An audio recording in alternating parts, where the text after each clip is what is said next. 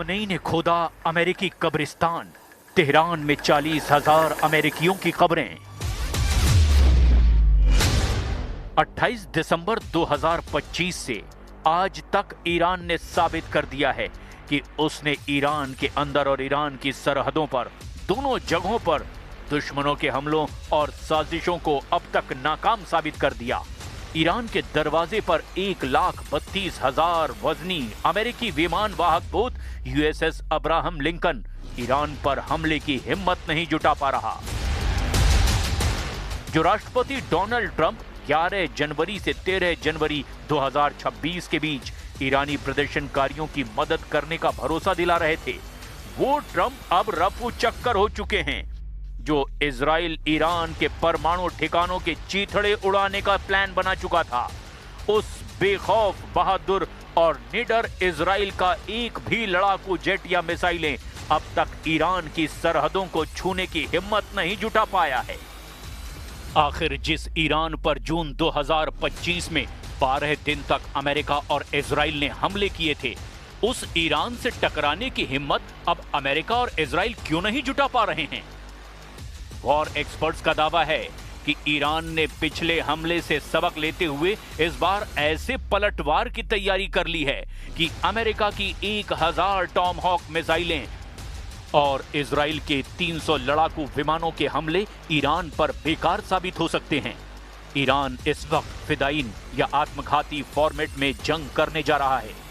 पूरा Iran war mode में है।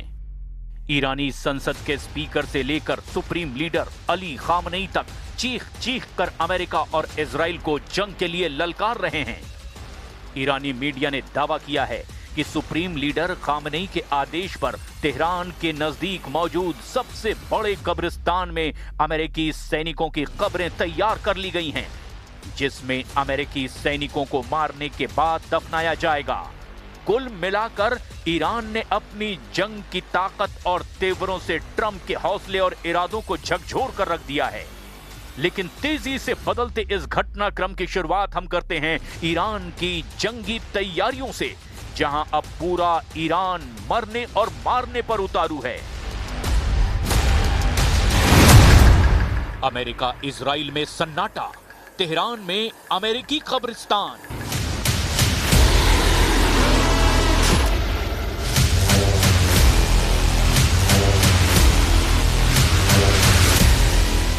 पूरी दुनिया जान चुकी है कि अमेरिका और इजराइल ईरान के मिसाइल पावर से बेहद खौफजदा हैं। जहां ट्रंप लगातार ईरान से बातचीत की रट लगाए हुए हैं, तो वहीं ईरान बार बार एक ही बात दोहरा रहा है कि हमारी 3000 मिसाइलें और हजारों ड्रोन अमेरिकी युद्धपोत अब्राहम लिंकन को अरब सागर में डुबो देंगे। 31 जनवरी से 1 फरवरी के बीच ईरान की टॉप लीडरशिप ने भी अमेरिका से आर पार की जंग का ऐलान कर दिया है। सभी कमांडरों को ईरान ने हमले की जिम्मेदारी सौंप दी है। किसी भी स्थिति में अगर ईरान के टॉप लीडरशिप अपने कमांडरों से संपर्क नहीं कर पाती, तो ऐसी स्थिति में कमांडरों को पहले से दिए गए आदेशों के तहत अमेरिका और इजरायली अड्डों पर अंधाधुंध हमले के आदेश दिए गए हैं। यानी आखिरी ईरानी सैनिक भी अमेरिका से आखिरी दम तक युद्ध करता नजर आएगा। हम आपको यह भी बताएं कि ईरान ने बाकायदा तेहरान के पास अमेरिकियों के लिए कब्रिस्तान में कब्र खोद कर तैयार कर ली है, जिससे पता चलता है कि ईरान के सुप्रीम लीडर अली खामनेई के इरादे कितने सख्त और खूंखार हो चुके हैं। ईरान के इन फैसलों से साफ हो गया है कि वो किसी भी हाल में अमेरिका के सामने झुकेगा नहीं। और अब इसी कड़ी में ईरान ने अमेरिका को लेकर एक और ऐलान कर दिया है। ईरान की सरकारी मीडिया का कहना है कि ईरान ने तेहरान के बेहश्ते ज़हरा कब्रिस्तान में अमेरिकी सैनिकों की कब्रें खुदवा दी हैं।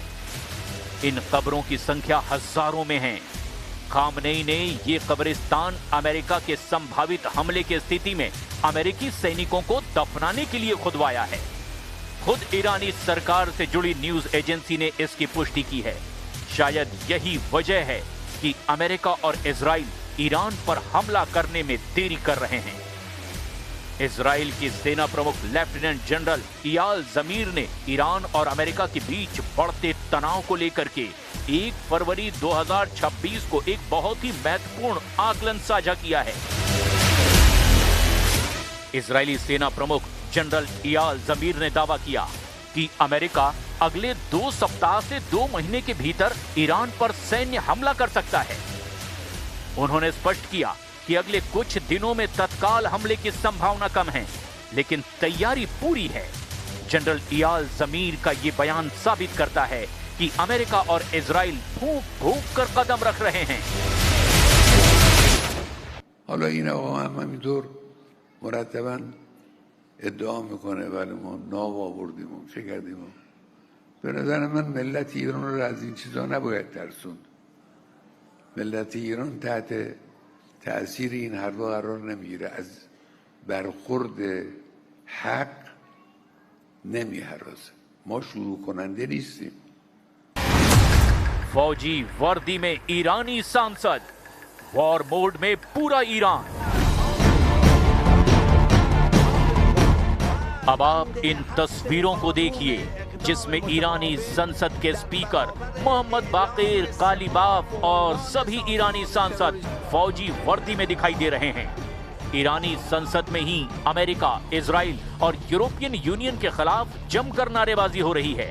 بر آمریکا، مرگ بر آمریکا، مرگ بر آمریکا، مرگ بر آمریکا। इस वीडियो में ईरानी संसद के स्पीकर मोहम्मद बाकिर कालीबाफ ने अपने साथी सांसदों से कहा, रिवोल्यूशनरी गार्ड्स को निशाना बनाने की कोशिश करके यूरोपीय लोगों ने असल में अपने ही पैर पर कुल्हाड़ी मार ली है और अमेरिकियों की बात आंख बंद करके मानकर एक बार फिर से अपने लोगों के हितों के खिलाफ फैसला लिया है।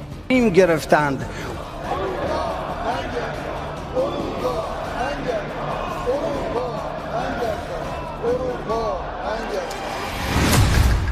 साठ अमेरिकी अड्डों पर हमले की तैयारी, खामनेई ने दिया आखिरी आदेश।